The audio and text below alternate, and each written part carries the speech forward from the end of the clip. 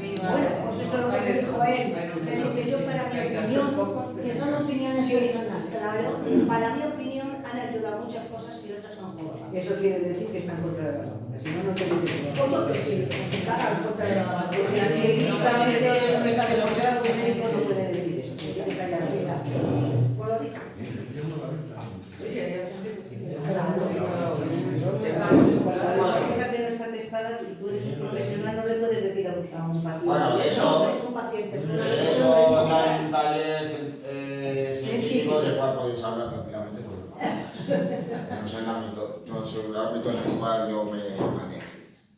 Y al final y al cabo, pues opiniones, Las igual tenemos que todos. los caseros, cada uno tiene... Bueno, dentro de 50 años el profesor que haya de historia, seguro que dentro del científico, cuando dé, En fin, No bueno, lo veremos. lo pondrá. Ciencia y vacunas. origen y desarrollo, recordando lo que vimos el otro día, el dadaísmo surge en Ginebra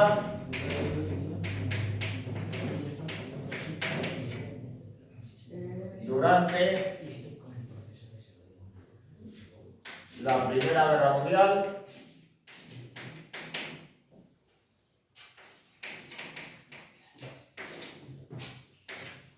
¿En Ginebra o en Zurich? Ahí Zúrich.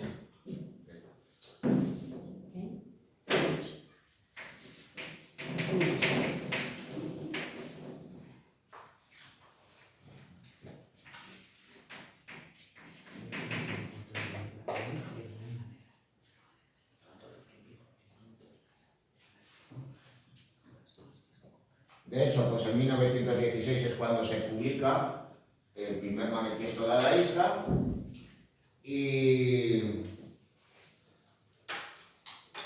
cuando se funda el Cabaret Voltaire en dicha ciudad. A todo ello hay que señalar que también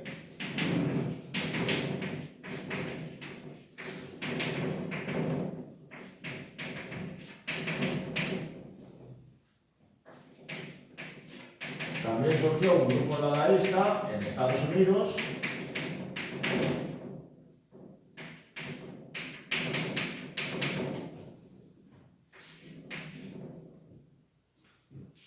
cuyos miembros, digamos, más sobresalientes pues, fueron Marcel Duchamp, Francis Picabia y Man Ray, los dos primeros franceses y el tercero norteamericano.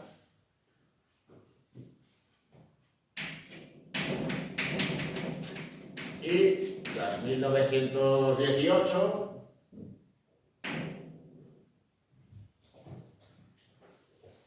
como ya no había esa necesidad de estar en Suiza, van a aparecer dos grupos diferentes. Por un lado,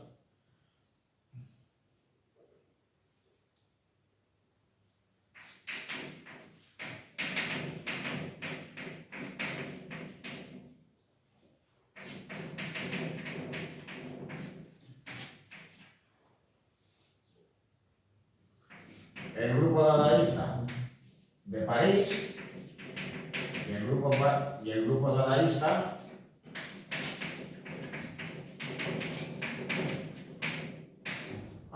en Berlín.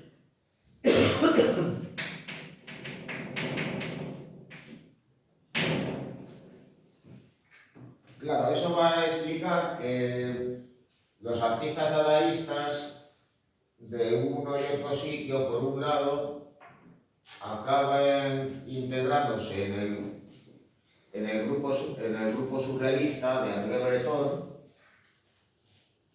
y por otro lado, estos otros artistas estén vinculados a los movimientos vanguardistas berlineses, incluido el de la nueva objetividad.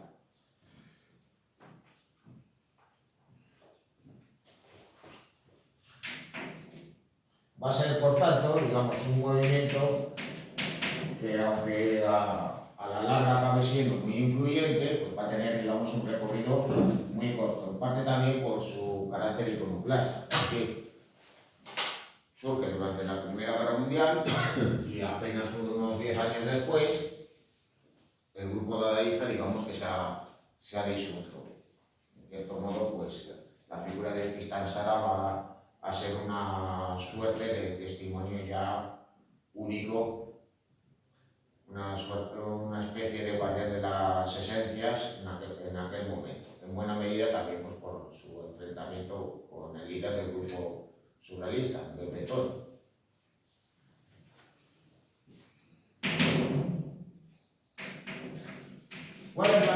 ¿Cuáles, digamos, van a ser las figuras y el espacio clave en el dadaísmo?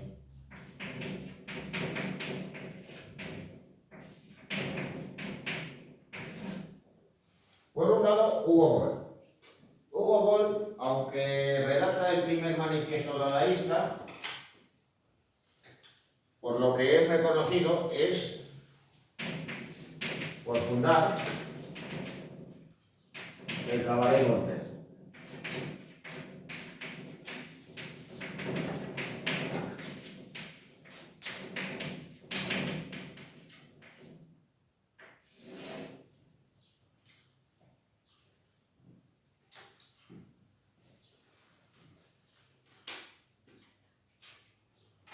Bueno, dicho lugar, en el cual pues veis a Hugo Boll vestido de esta risa, ya tenéis una idea para los carnavales que vienen, pues aparece en el interior del mismo acometiendo una lectura de uno de sus textos. Bueno, los cabarets por aquel entonces, ¿qué eran? Pues lugares vinculados a espectáculos de música, de baile, también donde tenían lugar pues acrobacias, espectáculos humorísticos de trazo más bien grueso. Al fin y al cabo pues también eran lugares de ocio nocturno. Pero claro, el hecho de que el local se llamase Voltaire, digamos que ya da, digamos, unas pistas sobre lo que iba a acontecer allí. Y es que, digamos, en vez de encontrarse con una sala de variedades, los habitantes de Zúrich se encontraron con un espacio en el cual pues iban a tener lugar lecturas de textos, exposiciones de obras de arte, instalaciones, digamos, temporales, representaciones un tanto teatrales e improvisadas. De hecho, pues el día de la inauguración a los asistentes, pues a la entrada les recibía una niña que les profería todo tipo de insultos. Porque claro, ¿qué era lo que se buscaba? Pues un espacio intelectual, pero un espacio donde también estuviera presente el humor y la ironía. Algo que también está presente en los textos del escritor y pensador francés del siglo XVIII.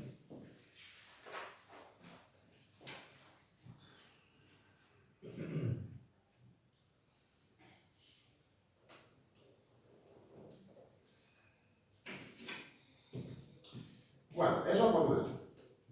Bueno, aquí tenéis el cartel precisamente de la primera función del Cabaret Voltaire. Mientras que aquí tenéis una fotografía de la primera exposición de Adam Berlin, que en cierto modo lo que recrea es pues, un espacio como pudiera ser el interior del Cabaret Voltaire. Local que, por cierto, a fecha de hoy está abierto, naturalmente que con una naturaleza diferente. Viene a ser, digamos, una suerte de café donde también tienen lugar exposiciones, lecturas y demás, pero naturalmente con un carácter bastante diferente, bastante distinto del que tuvo, digamos, en origen. Bueno.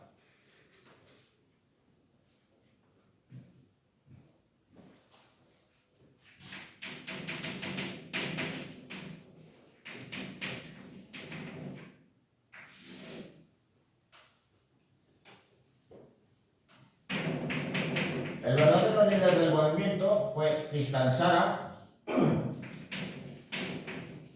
escritor y poeta de origen rumano,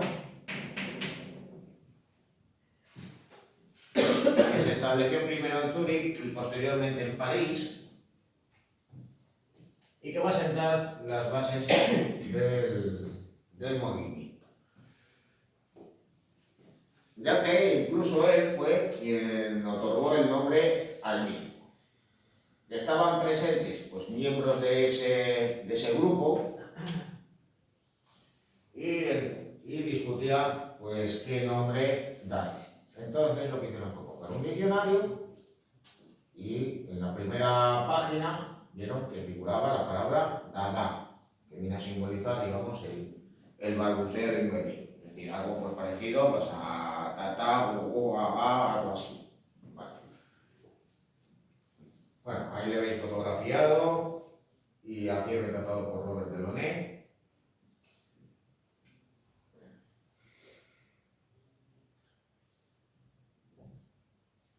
El caso es que Tristan Tzara va a estar presente en la creación, en la fundación del movimiento. El primer manifiesto no lo va a redactar él, lo redactará Hugo Boll, pero el segundo sí. Y además, digamos que elementos propios de la naturaleza del movimiento las va a marcar él. Ese simple acto de darle el nombre de dadaísmo o movimiento dada a esta vanguardia, pues marca además esas características propias del movimiento relacionadas con el azar y lo irracional, sentando las bases de lo que se conoce como antiarte.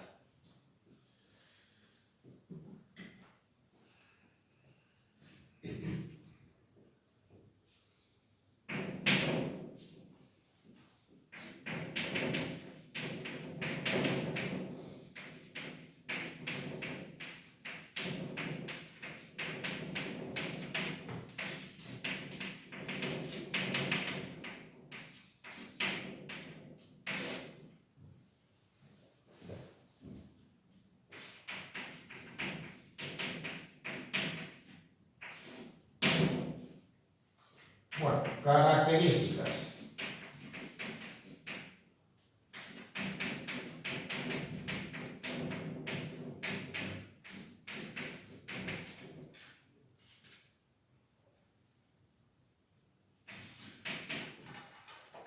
En primer lugar, el recurso al azar.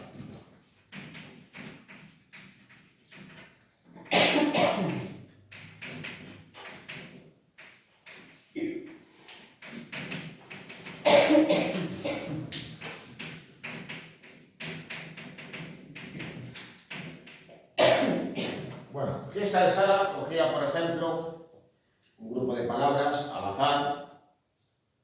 Imaginaros, bueno, yo no digo que lo hiciera exactamente así, pero imaginaros que podía tener, digamos, un saco con palabras recortadas, las sacaba de manera aleatoria y con eso iba componiendo sus poemas. Así que, claro, de manera aleatoria, pues esto estaba dentro del proceso de creación literaria. Ese proceso también va a estar presente en los procesos de creación artística.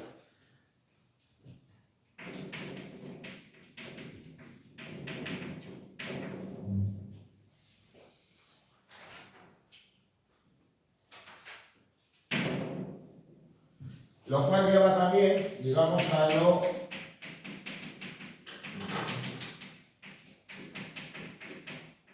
la irracionalidad de sus propuestas.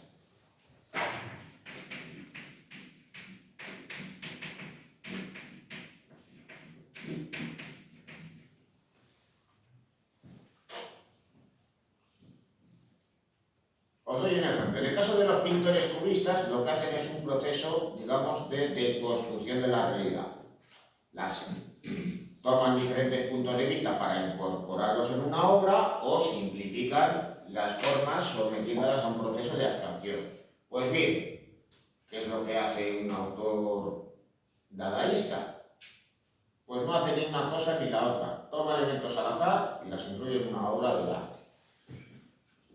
Daros cuenta, por ejemplo, en este cartel de Theo van Doesburg. Theo van Doesburg, de todos modos, es un artista y diseñador vinculado al movimiento textil. Es un artista neoplasticista.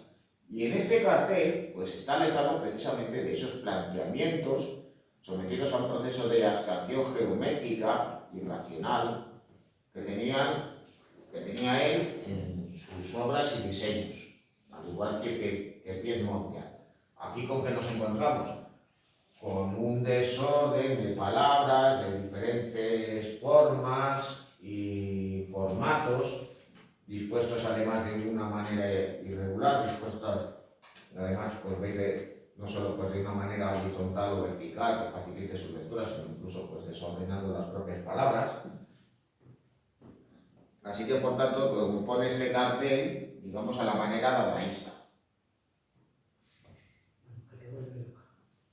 Así que, claro, pues ¿con qué nos encontramos? Pues con los participantes de esa noche Dada en La Haya, como Kurt Spijters o el propio Van Doesburg, pero para recargar, digamos, el dadaísmo de la sesión, pues aparece repetida la palabra Dada en varias partes del texto. Además, digamos que no le importa, digamos, repetir la misma palabra o el nombre de la misma persona varias veces, de diferentes maneras.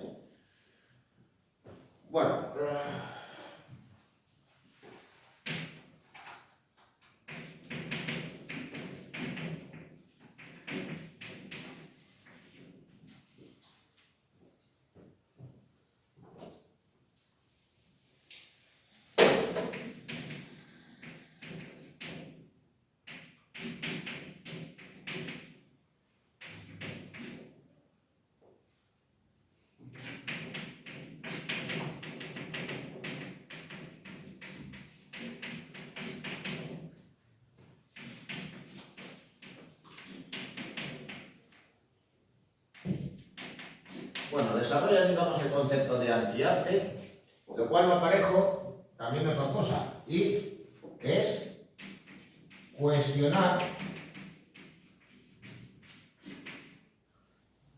la idea de la creación artística.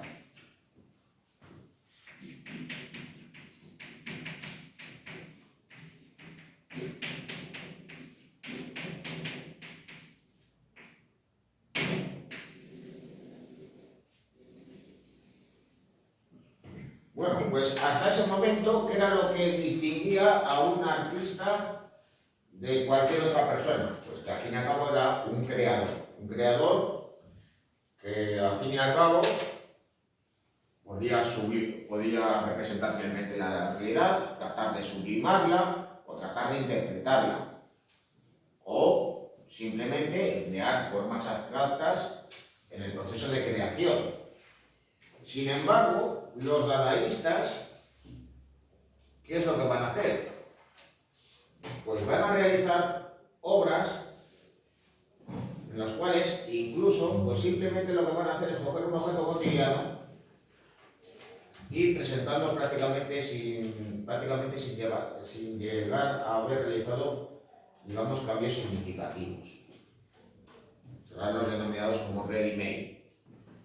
Incluso pues llegarán al punto de coger, digamos, un objeto y simplemente firmarlo para exponerlo. Así que claro, esto, digamos, iría en la idea de lo que se conoce como antiarte. Yo sé que de todos modos, pues alguien que visita, digamos, una exposición, una muestra, un museo de arte contemporáneo, muchas veces le viene a la cabeza un pensamiento, digamos, muy recurrente. Es decir, bueno, pero esto es arte. Bueno, pues en buena medida, pues hay artistas, y esto tiene su origen en este momento, que juegan, digamos, con ese concepto. Porque el arte empieza a convertirse en arte conceptual, no un arte que demuestre, digamos, esas habilidades creadoras en base, pues incluso también a las propias capacidades intelectuales o la maestría técnica que puedan demostrar los artistas. No hay nada más contrapuesto que esto que van a realizar ellos a la maestría técnica que pudieran haber demostrado en el pasado artistas tales como Miguel Ángel. Porque claro, ¿qué es lo que hacen cuestionando prácticamente incluso la propia idea de arte? Pues que prácticamente cualquier cosa puede pasar por ser un objeto artístico y por tanto cuestionan el propio valor que tienen ellos como artistas. Cuando en el pasado los artistas lo que buscaban era precisamente que se les reconociera como tales.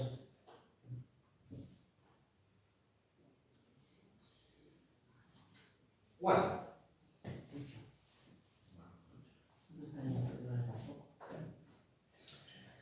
esto, de todas maneras, pues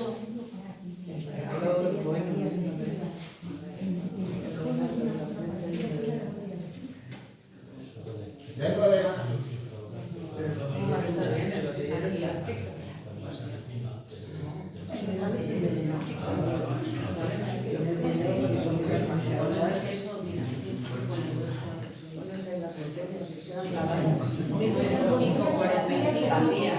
bueno, una plancha muy útil. De todas las formas, se te pasó las cosas. La plancha no, pero no Pues eso de todos modos va en relación precisamente con eso que os he dicho, esa idea, digamos, de anti-arte y ese cuestionamiento de los procesos de creación artística y de la propia figura del artista como tal, del artista como creador. De todas formas, pues César, yo otro día había leído una noticia, me acuerdo de que artista que decía que el arte no hay que entenderlo, sino que tiene que hacer sentir, y sentir cualquier sentimiento, bien sea de agrado como de rechazo. Yo lo que creo que el arte, Y eso quién lo decía, si no, todo depende de quién tenga detrás que lo propio. hay que saber quién lo decía. Si te dan con la plancha, dolor sientes. Tampoco es tan desacertado. Muchas veces nosotros nos empeñamos en interpretar obras de arte, sobre todo obras de arte contemporáneas, cuando más bien, digamos, nos tienen que llevar, digamos, a generarnos sensaciones o un proceso, digamos, de reflexión personal. Y de hecho no, digamos que eso no anda tan desencaminado porque, claro, esa sensación de rechazo, pues en ocasiones puede ser también buscada deliberadamente por los artistas. Claro, porque cuando Marcel Duchamp lo que hace es pintar un botellero y firmarlo, lo que busca es provocar. No, pero lo que no busca es... Lo que pretende es literalmente tomar el pelo a la gente, de manera consciente. Pero se va a hablar más de ese botellero firmado que si presenta un paisaje. Porque la gente No, no pero va a decir, Es joder, que la el libertad tema- del arte sí, pero el tema es la las duración personas. de la obra. Claro, porque luego además de todos modos, sobre las influencias posteriores, esto ya de todos modos lo señalo con posterioridad, y es que esto, digamos, que guarda relación con otro elemento, que es el carácter crítico.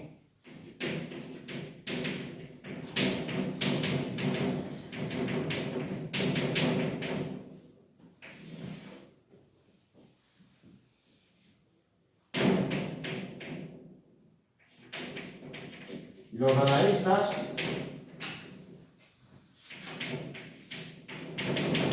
cuestionan todos los aspectos de la sociedad de la época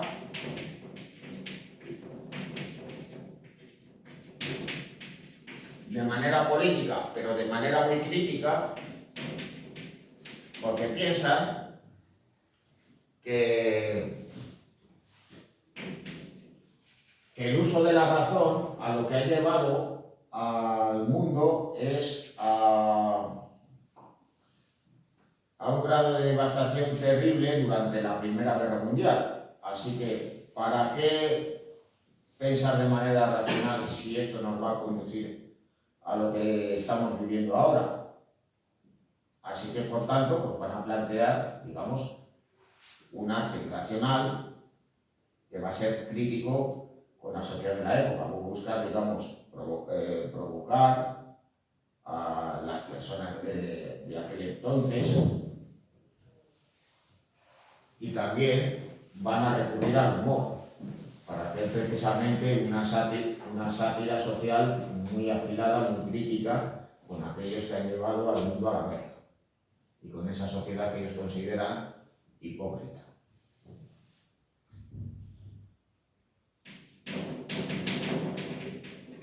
Claro, si critican todos los aspectos de la sociedad, también van a criticar propiamente el arte.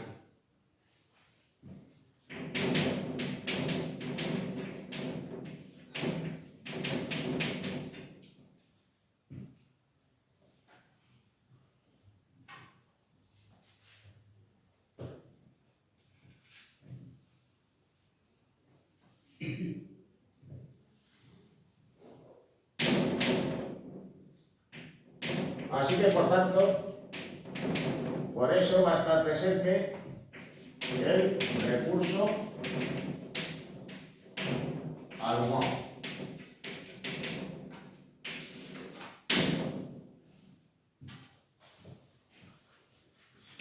Ello también nos lleva a otra cosa, y es el evidente carácter iconoclasta.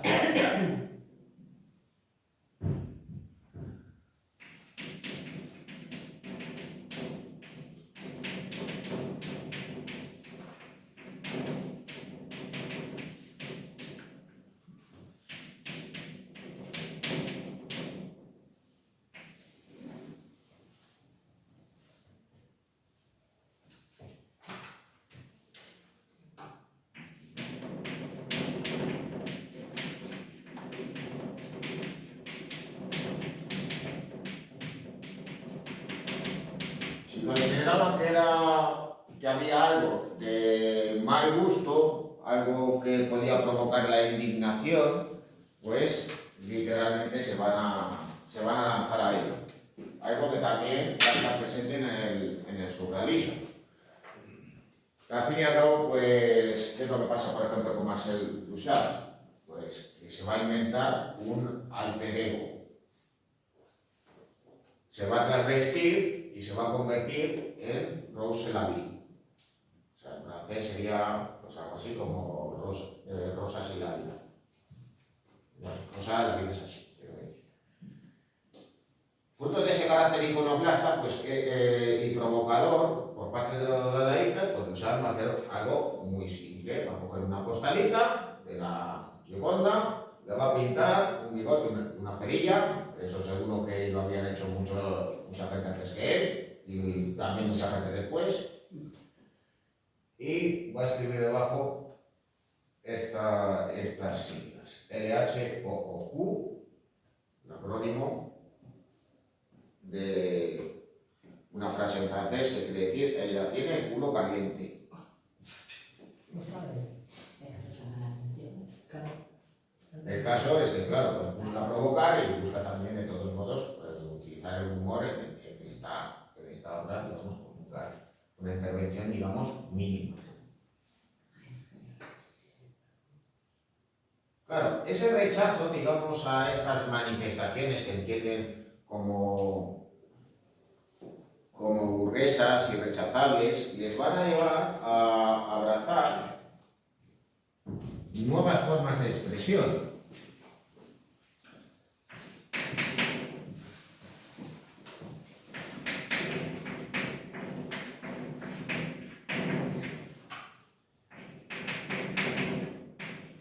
Bueno, y es que estos autores, aunque sean escultores o pintores,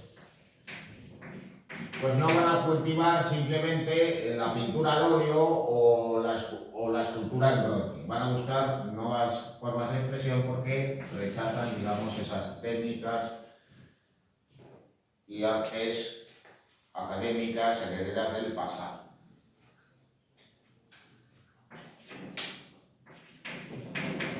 Con lo cual, van a utilizar nuevas formas de expresión. Explican también que varias de sus manifestaciones hayan acabado desapareciendo, en cierto modo por el carácter efímero de las mismas.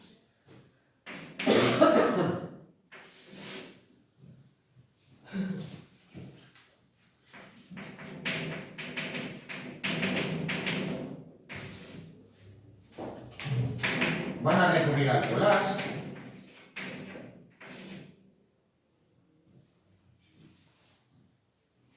Al fin y al cabo, pues algo que permite que el arte fuese aleatorio, pues no, pues podía consistir pues, simplemente en utilizar recortes y pegarles.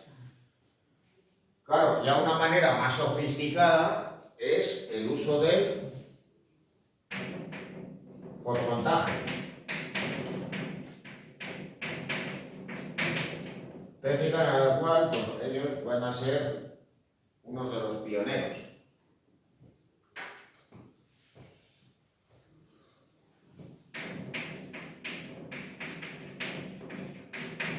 Bueno, aunque los cubistas también habían recurrido a ello,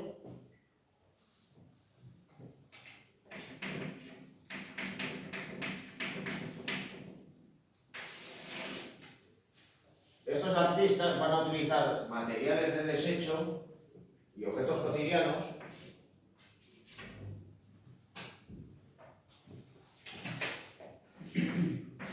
para componer sus obras a modo de instalaciones. Lo tenéis como ejemplo en la obra de la derecha de Johannes Bade, un miembro del grupo dadaísta de Berlín que realiza este gran plastodio Dada, donde incorpora pues, elementos de todo tipo, carteles, periódicos, utensilios, un maniquí.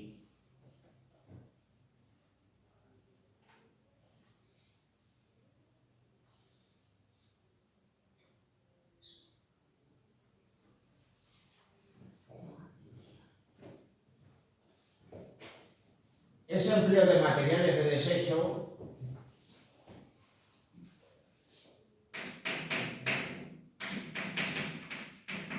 y el uso de esos objetos cotidianos se entiende también como un elemento más en la creación de los llamados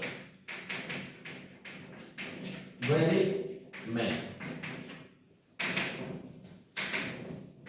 que vienen a ser objetos cotidianos con una mínima intervención.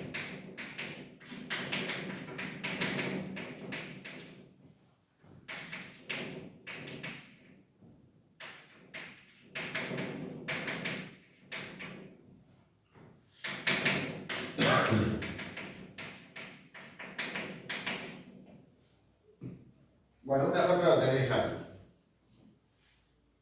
en este ready-made de Marcel Duchamp. ¿Qué es lo que hizo? Bueno, pues cogió una pajarera, veis que no fue precisamente una tienda por una, cogió un hueso de sepia, un plato de cerámica, que de todos modos no veis en la imagen, un termómetro y estas piezas de mármol que nos pueden parecer a simple vista azucaritos. Con todos esos elementos conformó ese ready-made.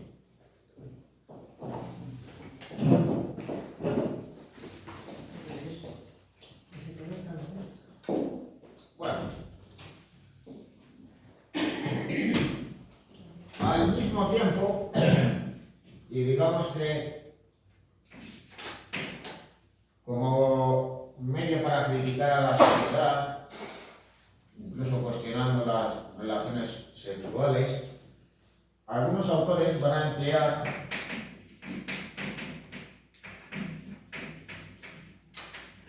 una estética maquinista. En ese sentido, pues a quien cabría destacar o sobresalir esa Francia de Cavia,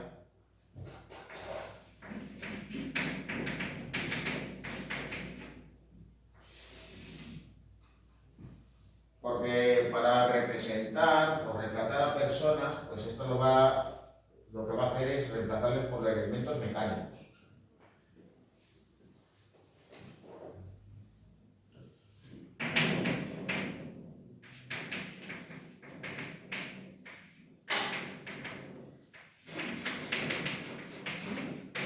Esa representación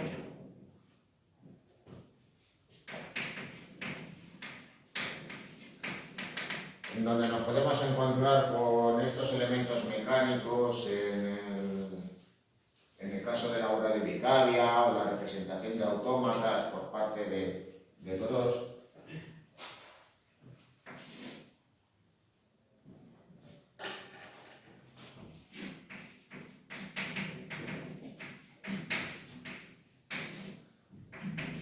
Tienen como objeto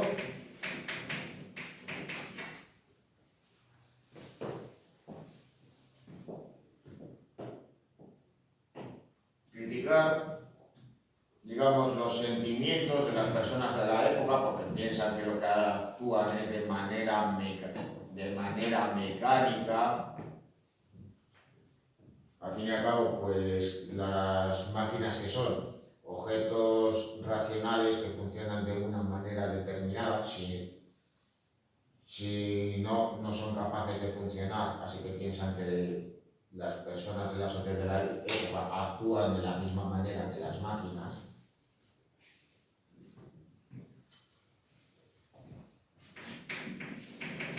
Así que claro, en ese afán crítico de la sociedad, pues esto le sirve para parodiar incluso los sentimientos y las relaciones sexuales.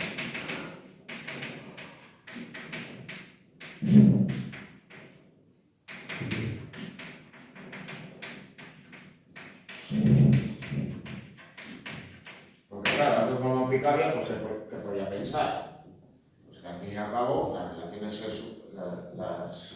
sexuales, o más bien el acto sexual, pues viene a ser un movimiento repetitivo y un tanto mecánico. Así que claro, pues esto lo viene a identificar en sus obras también la representación de máquinas o de componentes de las mismas.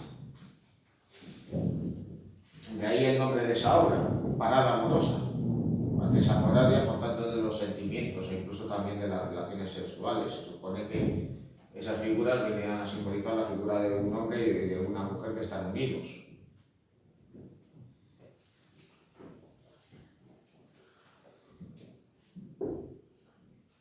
Bueno, influencia posterior.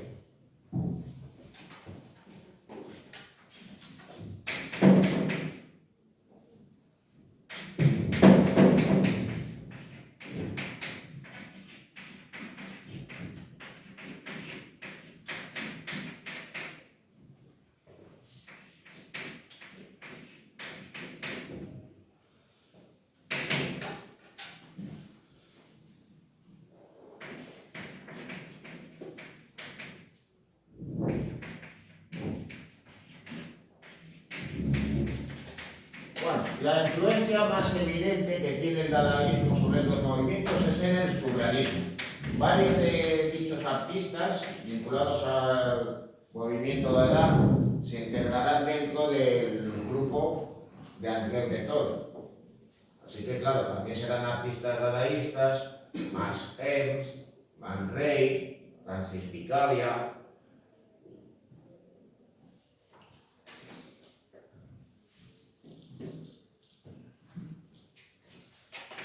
Porque claro, dentro del surrealismo va a haber elementos comunes, como por ejemplo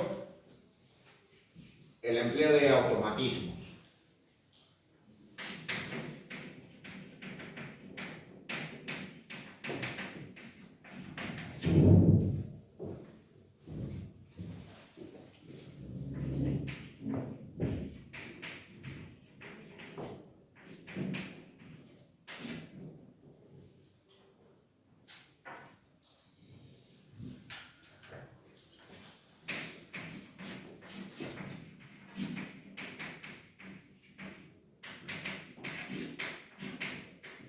Pero de todos modos la influencia del movimiento dada va a prolongarse más en el tiempo, va a influir en el arte de las posvanguardias y especialmente en dos cosas. Por un lado, en el arte pop. Los artistas pop y sobre todo artistas norteamericanos como Jasper Jones, Roy Lichtenstein y evidentemente también Andy Warhol tomarán elementos propios de la vida cotidiana, de la cultura de masas y de consumo, y lo incorporarán a sus obras de arte. Liechtenstein con sus recreaciones de cómics, Jasper Jones con sus representaciones, por ejemplo, de la bandera norteamericana.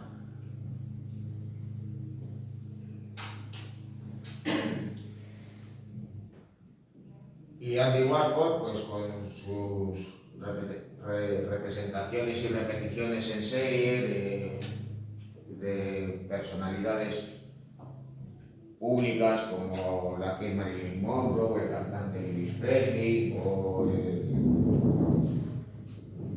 el dirigente comunista chino Mao Zedong, por citar los tres ejemplos, aparte naturalmente de su sopa de lata de sopa de tomate de la marca Campbell.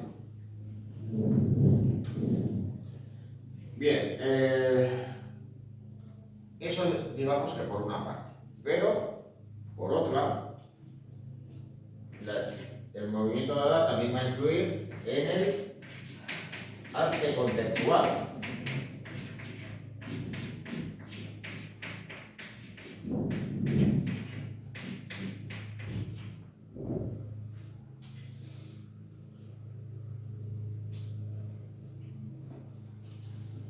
Es decir, esas manifestaciones en las que se viene a señalar que lo verdaderamente es el concepto y no, digamos, el proceso de creación que ha llevado a la misma, lo cual pues conduce a un proceso, digamos, de reflexión en el espectador, y para ello pues incluso constituyéndose esos sujetos, digamos, cotidianos, incluso incorporando materiales de desecho. Bueno, artistas conceptuales que evidentemente pues van a utilizar técnicas mixtas y no van a emplear medios convencionales para ello. Nos podemos encontrar, pues, por ejemplo, alguien como Chema Amador con su obra fotográfica, pero también otros artistas que van a realizar instalaciones de carácter temporal, como el ya desaparecido Risto.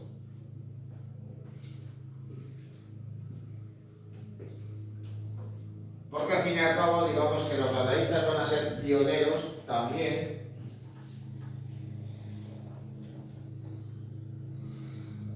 en dos cosas.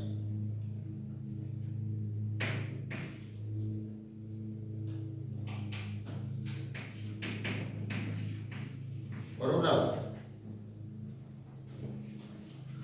la realización de instalaciones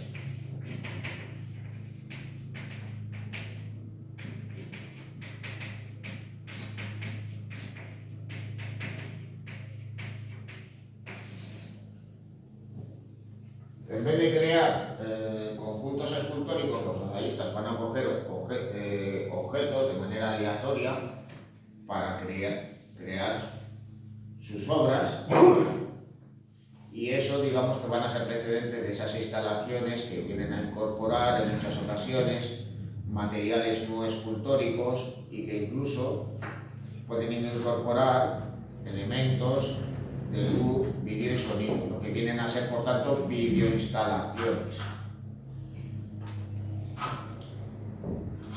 Eso también, digamos que también guarda relación con los denominados como happenings. Bueno, os había señalado pues el caso de Hugo Boll, vestido, digamos, de esa guisa a la hora de leer obras suyas, también el ejemplo de esa niña que recibía con insultos a los que iban a acceder al cabaret Voltaire. Y es que en esa búsqueda de nuevos campos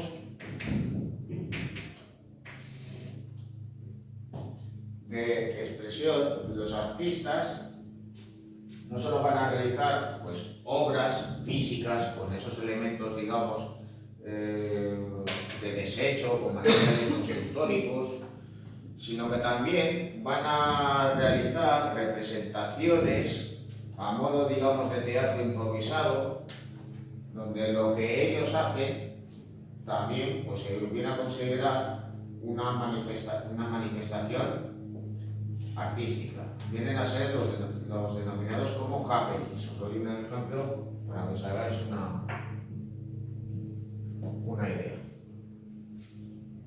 Bueno, sirva de ejemplo de todos modos las fotografías de Spencer Talley. De todos modos, así ya más adelante os hablo en detalle de por qué es conocido Talley. Bueno, pues por realizar fotografías en espacios públicos donde recurre a personas que están completamente desnudas. Puede darse el caso de que, bueno, recurra a un número, digamos, limitado. Y pues hay pues algo más de una decena de mujeres desnudas sobre un canal de Ámsterdam, pero ha llegado a recurrir a decenas, centenares e incluso varios miles, como vino, digamos, a suceder en la plaza del Zócalo de México.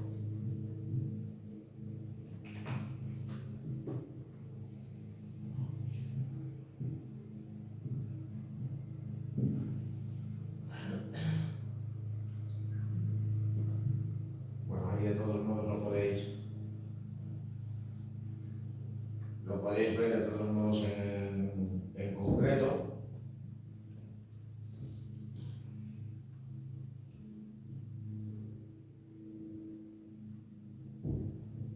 Claro, no es la fotografía, digamos, original que tomó Talley, pero ya para que os hagáis una idea, como estaban presentes pues varios miles de personas completamente desnudas, participaron como voluntarios y ahí montado pues todas sus pertenencias personales. Bueno, luego además, porque veis, además trabajando. Y bueno, también de todos modos, a modo de curiosidad, pues se trata de la fotografía con un mayor número de desnudos, según está recogido en los récords. Bueno, también hay algunos récords que finalmente pues el libro Guinness no recoge. Ya os podéis imaginar cuáles son, todos aquellos que vienen a ser, digamos, lesivos para la salud. Es decir, pues, por ejemplo, cuántos cuchillos te puedes meter en la boca, por el agua afilado o alguna burrada semejante.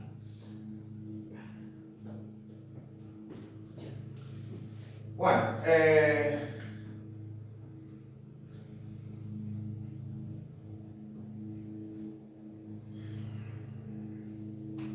¿quiénes vendrían a ser los artistas más relevantes del movimiento Dada? Dejando de todos modos a un lado a Marcel Duchamp, que digamos merece de todos modos un tratamiento aparte.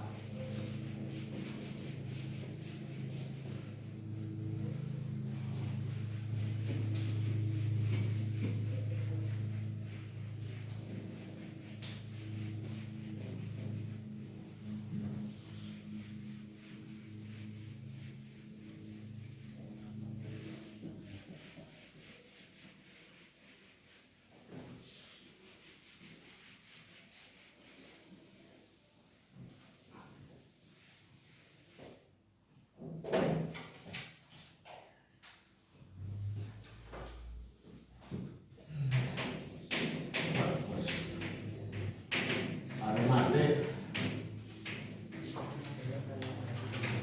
Duchamp,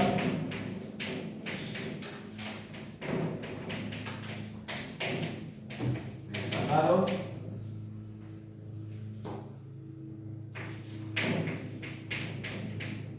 Janat, Francis Picabia,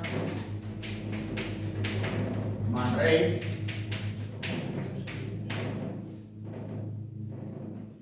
Kurt Schweikers,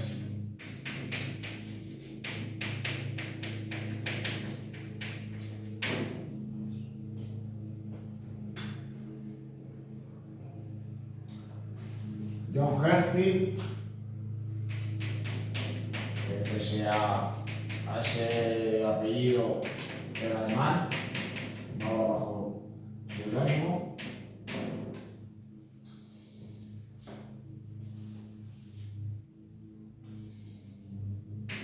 Man Ray, más conocido como fotógrafo, pero también fue artista plástico y escultor. Y es distinto de ese rey que has puesto después de ti. Hay un repetido.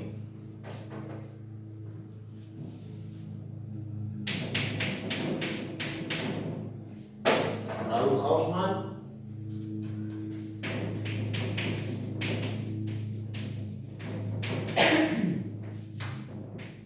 Y Otto Gross. Bueno, creo que están todos. 1, 2, 3, 4, 5, 6, 7.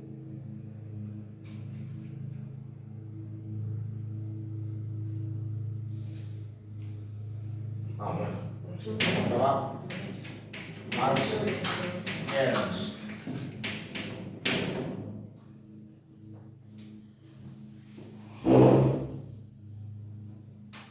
Bueno, Max Ernst, de todos modos, pues se integró en el grupo de Berlín. Durante la Primera Guerra Mundial fue movilizado por el ejército alemán, pero luego ya durante la década de 1920 se marchó a París y formó parte del grupo surrealista. En el caso de Man Ray, pues este se trasladó desde Norteamérica también hacia Francia. Bueno, obras destacadas. Bueno, ya habíamos visto algunas de ellas: Parada amorosa, de Pitavia.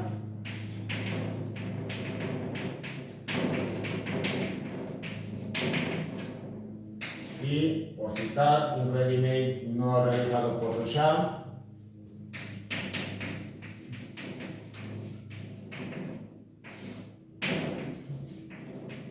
El regalo de Man Ray viene a ser, de todos modos, una réplica de la obra original. Que de todos modos, pues varias de ellas han ido, digamos, desapareciendo.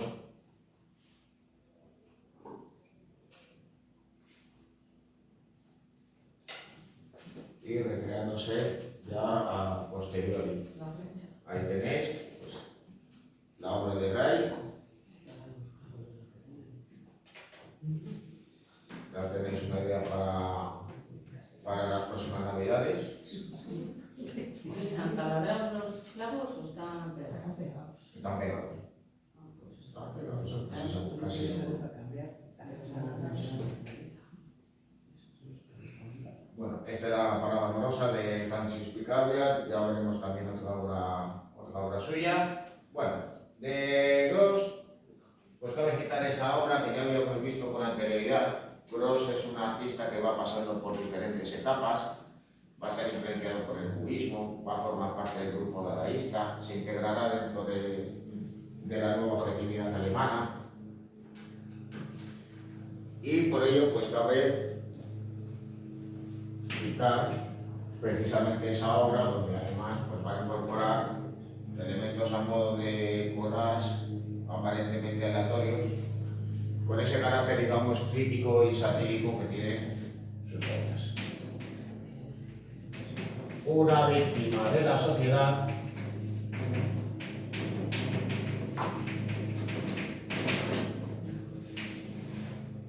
recordando al tío August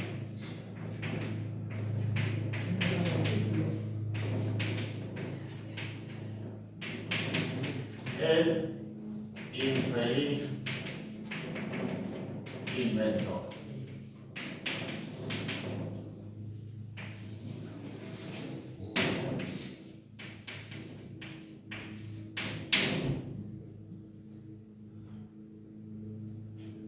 Bueno, aunque las obras más conocidas de Max Ernst son ya de su etapa surrealista, las que realiza pues antes del estallido de la Segunda Guerra Mundial, aquí tenéis pues de todos modos un ejemplo que también estaría vinculado a esa estética maquinista presente en estas obras del movimiento Dada.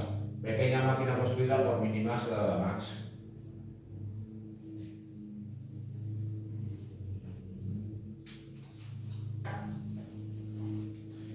Bueno, en el caso de Spiders nos encontramos con esas obras donde viene a estar presente también pues, el empleo, el recurso al collage en esas obras tituladas como MEF.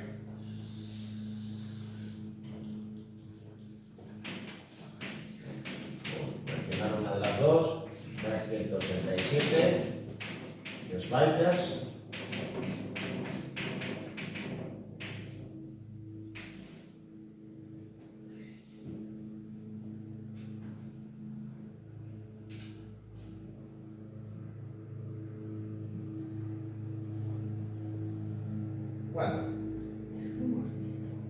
Bueno, no me parece. Ese de la derecha, no le vimos el otro día. Ya hemos visto En la Reina Sofía. en la Caixa. En la Caixa. En la Caixa. No, hombre, No, mira, pues uno ese- de Reina Sofía. Bueno, si no sería muy semejante. Yo creo que Era semejante, yo pero creo que- dijiste yo creo que que estaba es- arriba. Yo creo que es esto la Sí, fue de Reina Sofía, pero Claro, la dijiste, dijiste ¿alguien se ha blanca. fijado en Ese que hay que arriba? puede hacer tu marido. Bueno, en el caso de Art, que al fin y al cabo viene a ser uno de los pioneros de la abstracción en la escultura, pues primero empieza realizando collages de manera aleatoria, como este que tenéis aquí, collages ordenados sobre las leyes del azar, con esos recortes, pero luego ya posteriormente digamos que va a realizar pues, obras digamos con un estilo personal y reconocible. Va a realizar relieves con formas que va a someter a un proceso de abstracción y que va a realizar en madera. Como si fuera, digamos, una suerte de collage, los componentes se van a superponer unos a otros, creando de todos modos, pues, relieves con 2 o 3 planos en función de los componentes que utiliza. Objetos colocados en una raíz del azar que tenéis a la derecha.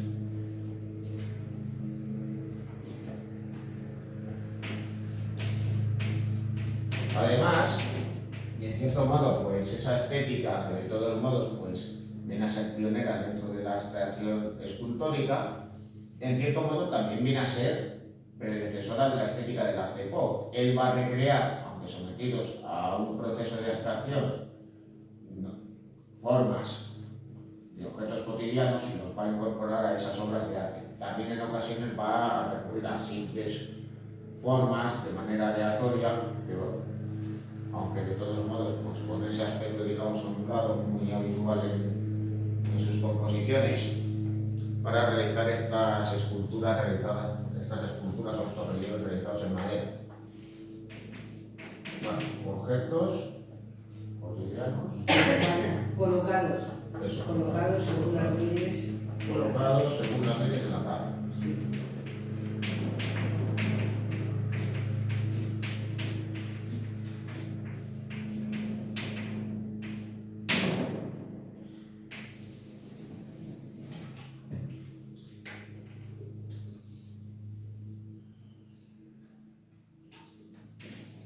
Bueno, ahora vienen a ser, ¿verdad? Compartir. Mirad.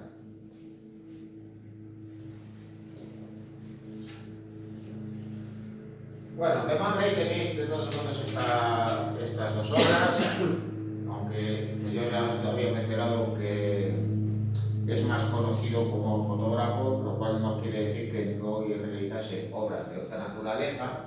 Tenéis por un lado este collage donde está presente Tristan Tzara con otro miembro del grupo Dada, René Clevel, mientras que a la izquierda tenéis el perchero, que ya en cierto modo pues viene a anticipar los elementos reconocibles de su obra surrealista.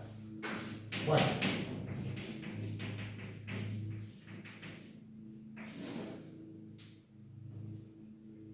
él fotografía, digamos, esta suerte de instalación a modo de ready-made, donde incorpora pues, digamos, pues unos elementos un tanto de desecho, como esa suerte de recreación de y articulado,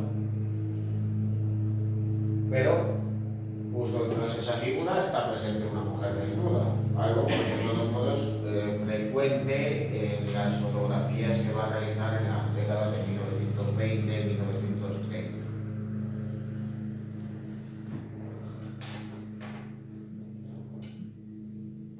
Bueno, también de todos modos cabe señalar, digamos, el hecho de que en la obra colabore en el concepto de la misma Marcel Duchamp.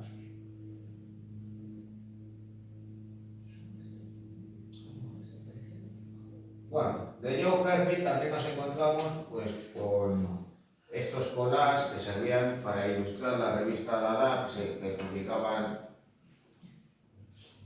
en Berlín, de ahí que también tuviera, digamos, una relación muy estrecha con Gross. Ahí tenéis el caso de Dada América, de cual pues, colabora en la realización de la obra Josh Gross, y por otro lado la portada de la revista Dada, que permitió también en buena medida dar mayor repercusión a la obra de estos artistas.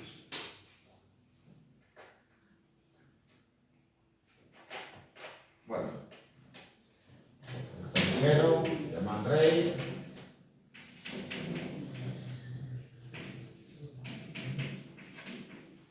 Dada América, de Herfield,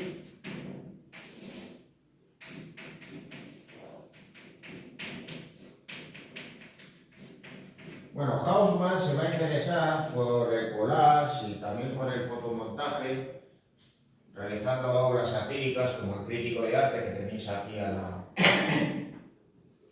la izquierda. Veis que de todos modos pues, tenía una mala opinión de ellos, pues, se sale de todos modos pues, como alguien de gesto severo, enfadado. Mientras que tenéis ahí pues, esa otra obra, ABCD, donde curiosamente está presente una fotografía suya.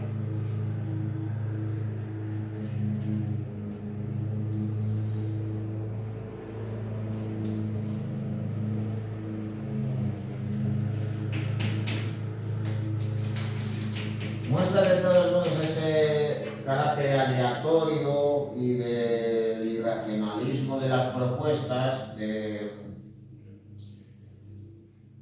los dadaístas, y guardando relación en parte con los ready-made, aunque en el fondo, digamos, esta obra guardaría más relación con las instalaciones de carácter más o menos temporal que hemos visto antes.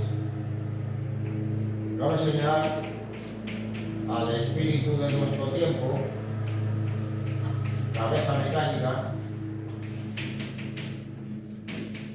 de Haussmann.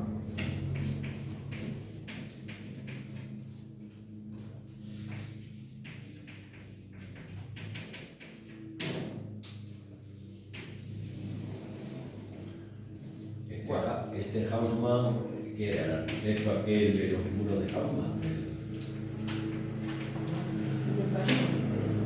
Bueno, pues era otra persona que vivió en el siglo XIX, el barón de Haussmann, que por cierto era francés. También como Pero no creo que guardase parentesco ni muchísimo menos. Bueno, pues Haussmann, ¿qué es lo que va a hacer? Pues coger la cabeza de un maniquí y le va a añadir diferentes elementos, pues tanto de sexo. Una regla, una cinta métrica, una funda de cuero, este vasito de latón, etc. Para darle también, digamos, un aspecto pues, un tanto de máquina o de ingenio a dicha obra.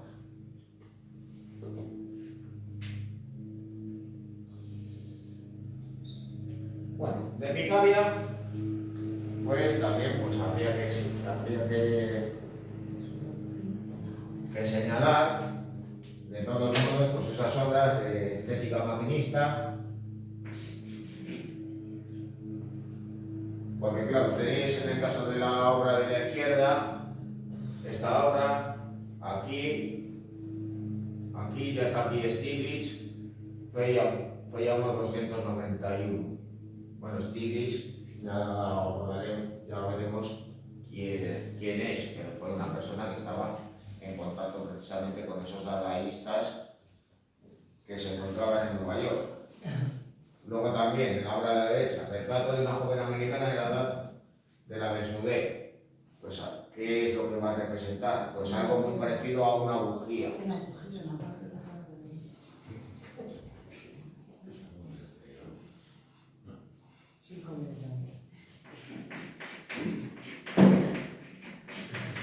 Así de todos modos, pues hace precisamente una sátira de esas representaciones que buscan representar mujeres desnudas para recrear una escena sensual o erótica. Él pues hace una sátira de ello, recreando pues a esas formas maquinistas, en vez de representar de manera digamos realista a una mujer o de manera idealizada, pues lo que va a representar, digamos, es ese objeto.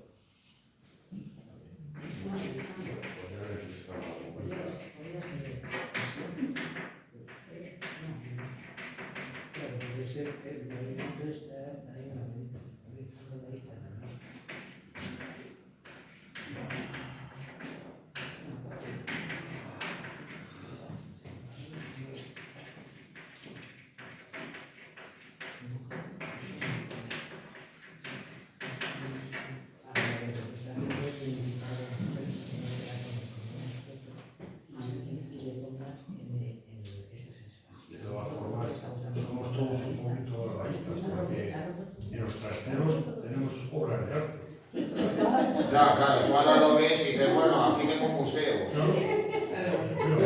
Pero hay que decir a favor del movimiento dadaísta, yo por lo menos lo que se me está viniendo a la cabeza, es cómo hace lo que es el movimiento intelectual, cómo hace una ruptura de todo y también, de alguna manera, dicen, esto es arte, lo dice un crítico y entonces elige a alguien, le encumbra tal, y lo que no entendemos, como que somos pues, analfabetos, ¿no? Ahí un poco, y aquí dice, el crítico de arte cuando vea esto sabe o piensa, quiere decir, Claro, es que todo ello, digamos, que guarda relación precisamente con esa sátira y el recurso al humor que busca provocar, pero que busca también, digamos, cuestionar esos aspectos propios de la sociedad de la época, incluso también el propio concepto de arte. Sobre todo, pues especialmente a través de los denominados como Redding. La silla del río Ortega, pues también es arte. Toda la silla del río Bueno, Ortega.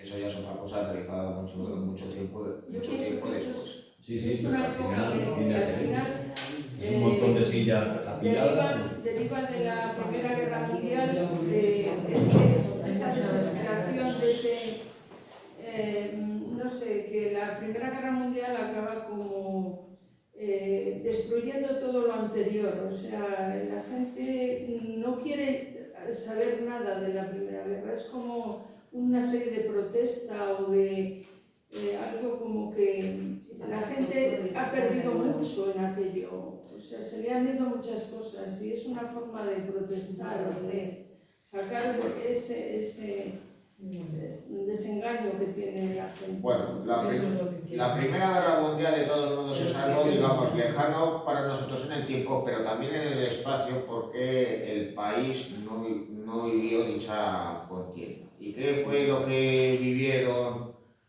muchos de ellos? Pues una guerra larga, dura, aparentemente por unos motivos insignificantes que desataron una violencia hasta entonces no conocida por la humanidad.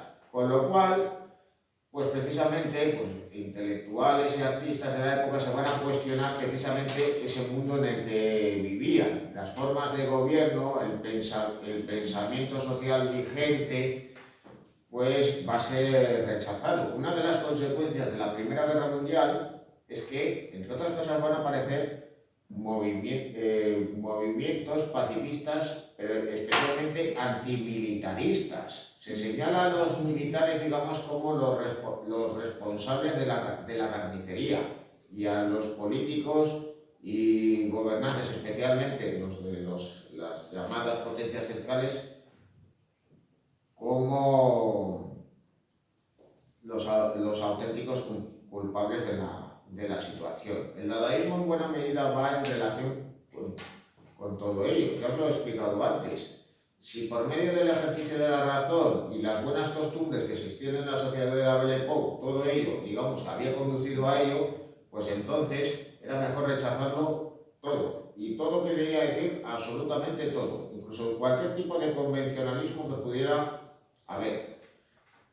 Y todo ello, de todas maneras, también desde un punto de vista muy singular, muy crítico, pero curiosamente apolítico.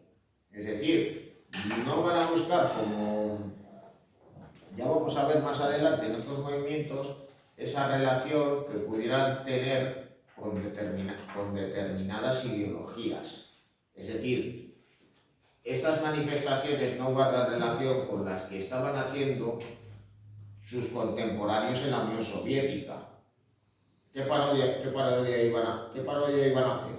Podían criticar, digamos, los valores de la burguesía, el régimen de los zares, aquellos que habían sido especialmente poderosos y contrarios al movimiento obrero y a los trabajadores, pero no iban a criticar el nuevo régimen que existía en ese momento. Es más, esos artistas solo tenían dos opciones: o elogiarla o el exilio. Así que o se van a vincular a la propaganda, o bien van a tener que buscarse, digamos, la vida en otro lugar, por otros medios, para no tener, evidentemente, problemas. Esto no les podía pasar por haber entonces a esos artistas que van a estar trabajando en París o en Berlín. No quiere decir que sufrieran rechazo o que no causaran indignación, porque sí que sucedió, pero evidentemente no iban a tener, digamos, problemas realmente severos con las autoridades que podían conducir a la destrucción de sus obras, a su encarcelamiento, a forzarles al exilio, etc.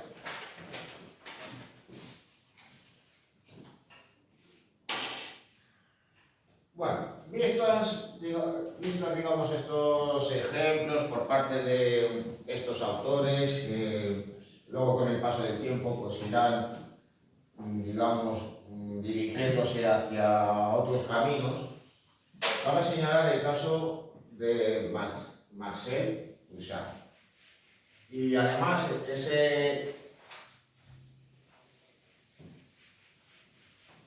el caso singular del mismo también se debe a una cosa, y es que él no forma parte de ese grupo establecido en Zúrich, pero es, digamos, la cabeza más visible, más reconocible del dadaísmo en las artes,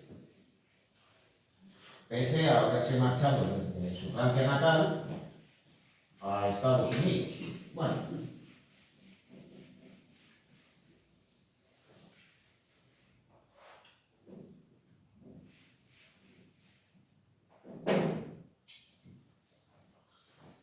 aquí le veis de todos modos fotografiado junto con dos de sus hermanos, Raymond Duchamp Villon y Jacques Villon. Faltaría en la imagen su hermana Suzanne. Los cuatro fueron artistas, aunque naturalmente el más famoso de todos ellos fue Marcel. Bueno, acerca de todos modos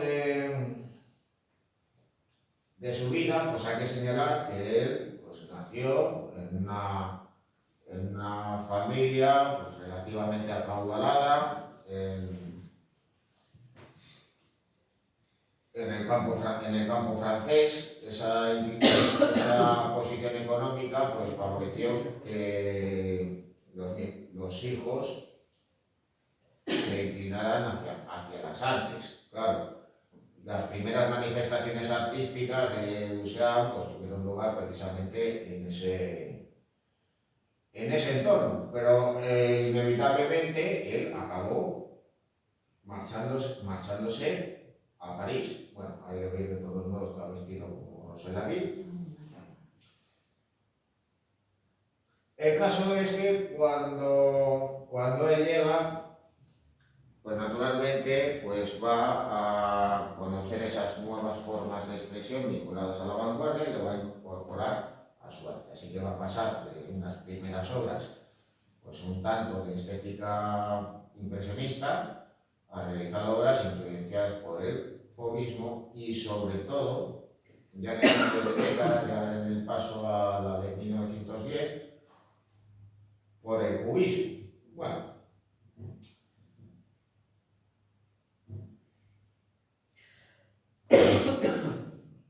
el caso es que de todas maneras y gozando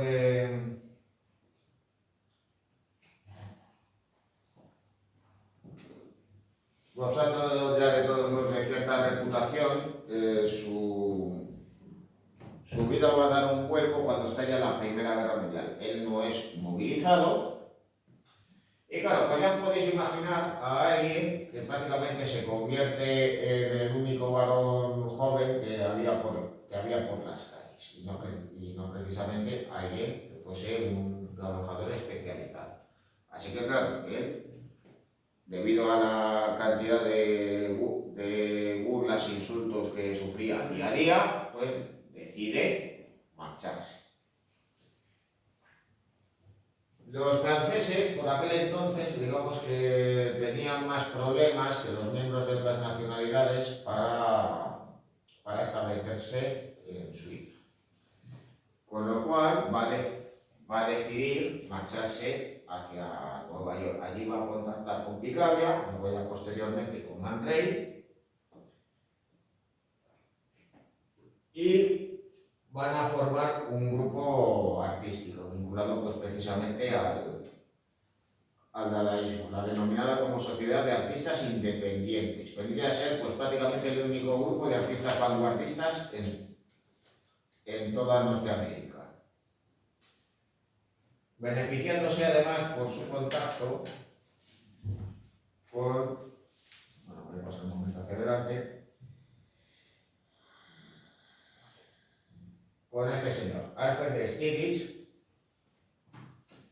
que bueno, es conocido por tres cosas. Bueno, en primer lugar, porque fue pareja sentimental de la pintora Georgia O'Keeffe, aunque tenía unos cuantos años más que ella, pues mantuvieron una relación sentimental pues, prolongada durante varios años. Ahí de todos modos, la habéis fotografiada por él.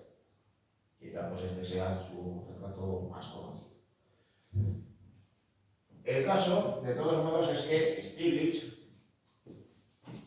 que era una persona pues, de una generación anterior a Duchamp, a Picabia, a Rey, fue uno de los pioneros de la fotografía en Estados Unidos. Su producción fotográfica fue pasando por diferentes etapas.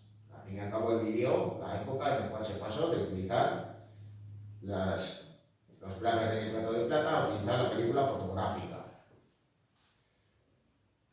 Con lo cual, digamos que su obra fue cambiando, evolucionando con el paso del tiempo. Bueno.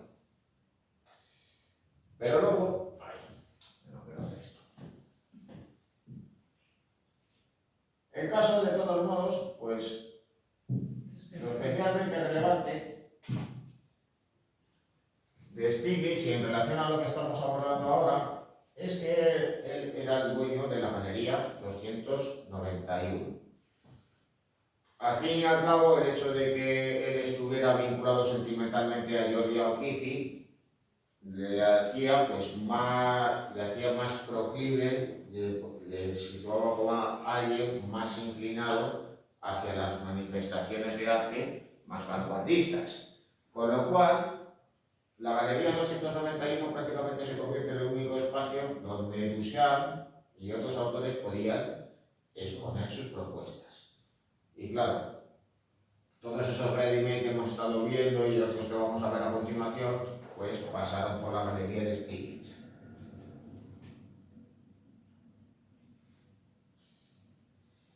El hecho de que Duchamp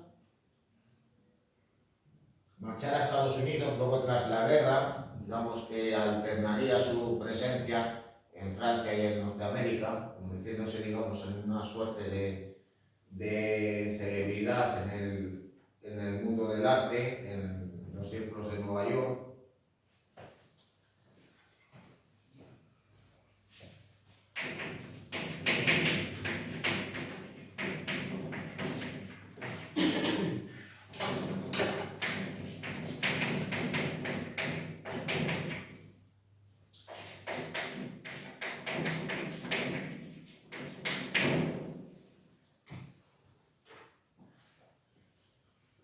Fue de todos modos pues una personalidad que de todos modos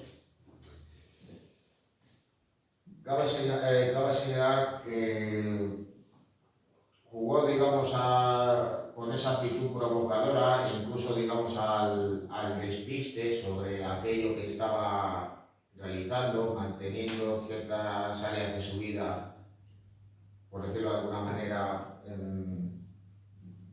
en secreto, y que explica, pues, de todos modos, algo que vino a suceder finalmente en sus últimos años de vida. Por decirlo de alguna manera, se sacó un conejo de la chistera cuando nadie lo esperaba, cuando ya, digamos, se pensaba la gente que ya había abandonado el campo de la producción artística.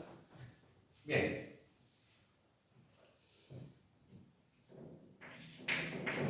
El caso es que, de todos modos, esas obras que él va a realizar, especialmente sus ready-made, va a ser clave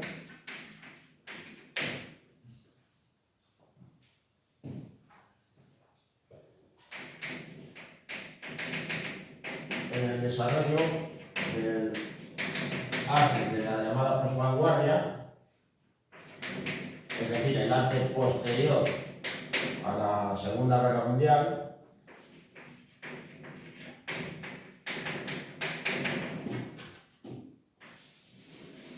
y también va a influir en otra cosa, y es que en Estados Unidos, y a diferencia de lo que sucedía en el campo de la arquitectura, porque debido a la falta de referencias del pasado, los norteamericanos estaban más proclives a aceptar una estética nueva, que en el caso del continente europeo. Hasta ese momento, los círculos artísticos norteamericanos se habían dejado, digamos, guiar por criterios un tanto convencionales, un tanto académicos. Estaban desvinculados de aquellas corrientes vanguardistas que se estaban llevando a cabo en Europa. Porque, claro, ¿qué era lo que pasaba, por ejemplo, con alguien como Alexander Calder o como Man Ray cuando querían desarrollar un arte en base a sus inquietudes? Pues veían que no podían hacerlo en su tierra natal, que se tenían que marchar a París. Sin embargo, Duchamp lo que va a hacer precisamente es llevar el arte de vanguardia a Estados Unidos. Claro, llevándose a sí mismo, no llevándose una colección de arte. Y en cierto modo, pues favoreciendo también que vayan apareciendo colecciones privadas interesadas en estas muestras artísticas. Él, al fin y al cabo, pues estuvo vinculado a Stiglitz también, y de una manera, digamos, más personal, también lo estuvo con Peggy Guggenheim, de los Guggenheim de toda la vida, ya sabéis. Con lo cual va a ser una personalidad muy destacada. Hay que tener en cuenta que al tiempo que fue artista, también fue marchante de arte. Con lo cual va a ser alguien clave en la difusión del arte de vanguardia en Estados Unidos.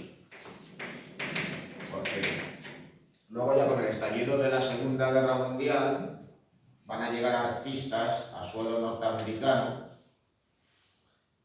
y tras 1945 sí que va a haber un clima cultural que favorezca precisamente un arte más experimental y vanguardista en tierras norteamericanas, reemplazando a Nueva York, siendo reemplazado París por Nueva York como la auténtica capital del arte, a escala global.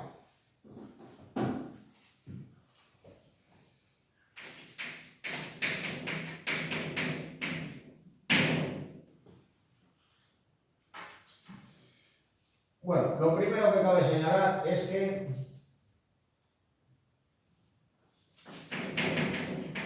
tras esas obras, digamos, iniciales de juventud, como por ejemplo esta, donde aparecen representados sus dos hermanos, su hermana y su madre, y que en cierto modo pues, nos puede recordar a esa estética propia del impresionismo, más bien del posimpresionismo.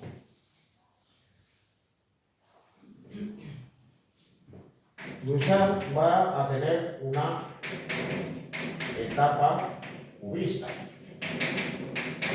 ¿Y por qué viene, digamos, a caracterizarse? Bueno, mientras que la obra de la derecha, pues podemos pensar que es más convencional, que en ese sentido pues vendría a presentar características propias del cubismo analítico, de las pinturas de Braque o de Picasso. Fijaros de todos modos en la obra de la izquierda, el molinillo de café.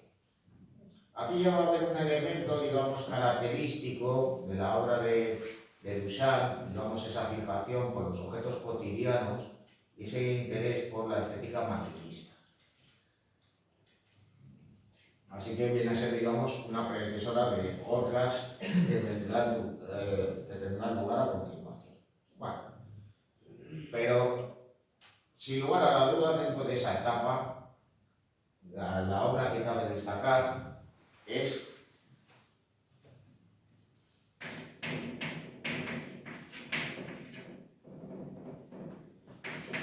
ese desnudo bajando por la escalera.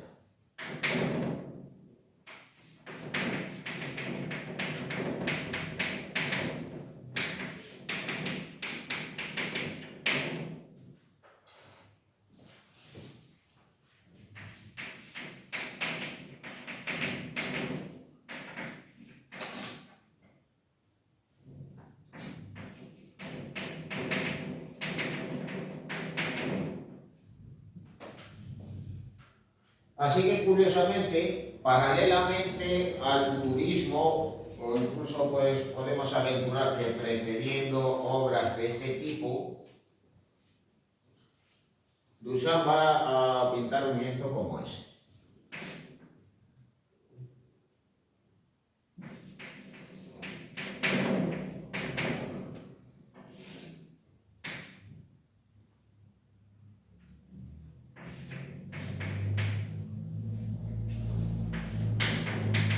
Pero de todas maneras va a ser algo notablemente diferente, porque claro, los futuristas, que era lo que les interesaba, pues el frenesí de las máquinas, la velocidad, la representación de elementos propios de la sociedad contemporánea. Y sin embargo, lo que hace Duchamp es un estudio del movimiento, una representación de un desnudo. Así que claro, pues al igual que los cubistas, en Francia va a tomar, digamos, una temática tradicional en relación a esas representaciones del desnudo femenino como excusa para realizar esta obra. Claro, la estética que tiene está un tanto sometida a la abstracción y nos podemos encontrar con formas que nos pueden recordar a cilindros, a esferas. Es decir, algo parecido, aunque está presente esos tonos neutros y ocres propios del cubismo analítico, que luego estarán presentes en el cubismo. Bellier.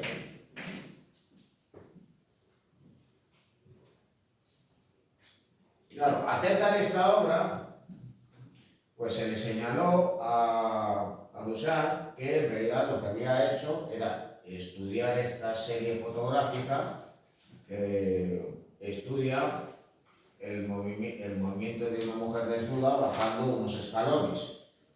Él afirmó que no se había inspirado en dichas fotografías, pero que en cambio sí que había visto esta otra, que representa el vuelo de un pájaro. ¿Por qué? Bueno, pues porque por sobreimpresión, por medio de la técnica de fotomontaje, aparece el mismo pájaro aleteando. Eso es en sus principios, ¿no? Todavía está hecha en Francia esa obra. Sí, esta estaba realizada en Francia. Bueno, de todas maneras, tampoco quiere decir que si no vio una obra como esta, esta serie fotográfica, tampoco habría que descartar que hubiera visto otra semejante, de una mujer desnuda o de una mujer vestida.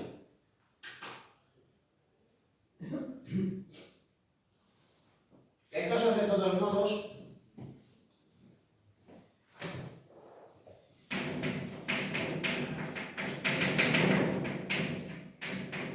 a partir de 1913 empezó a realizar su ready-made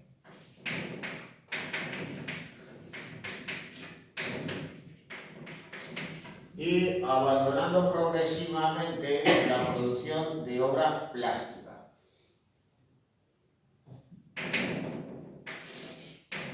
Con estas obras que vienen a cuestionar los principios de obra de arte y de autoría artística,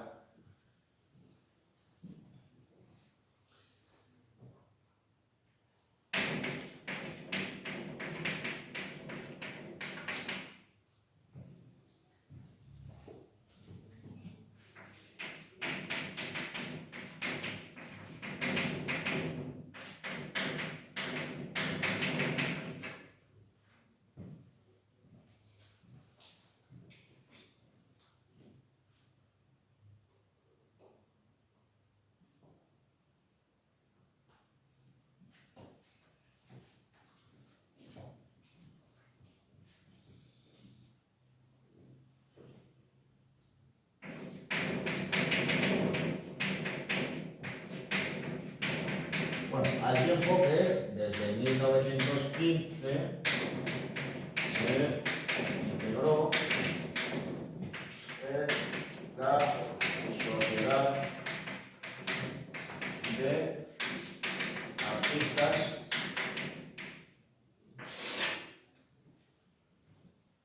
Independientes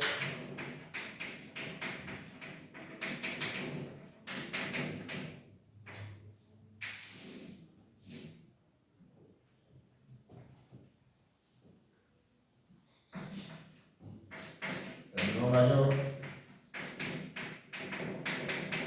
participando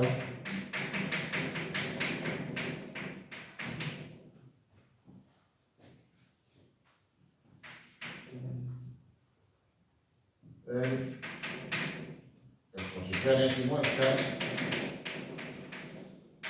en la Galería de Stiglitz, Galería 291.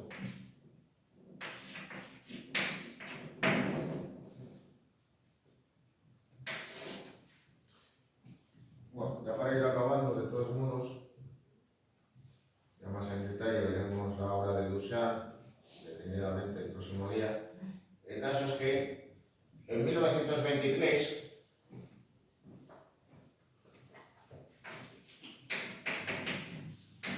va a finalizar una obra donde va a retomar nuevamente la obra plástica, que es el Gran Vidrio. Y lo concluye de una manera muy curiosa. Y es que a la hora de instalar esos dos paneles de cristal sobre los montantes, se van a romper. Entonces Duchamp dice que ya la obra está definitivamente concluida. Claro, tampoco puede hacer mucho más. Al fin y al cabo, pues el vidrio no deja de ser un material muy delicado.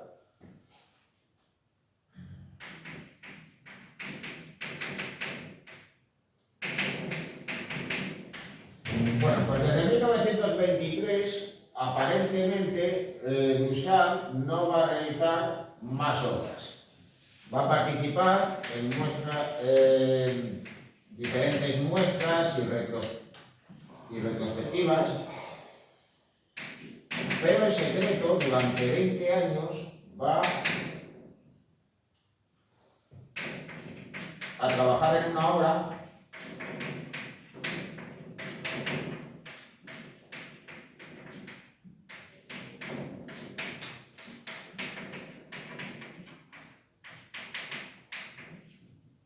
digamos que se encontraba en una situación acomodada, no se veía, digamos, en la necesidad.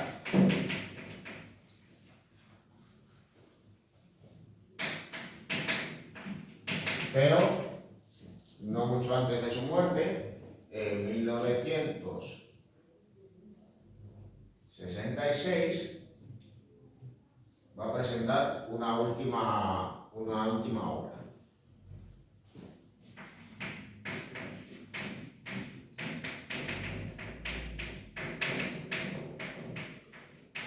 Esa última obra se llama La Cascada, de la cual pues ya os hablaré el próximo día.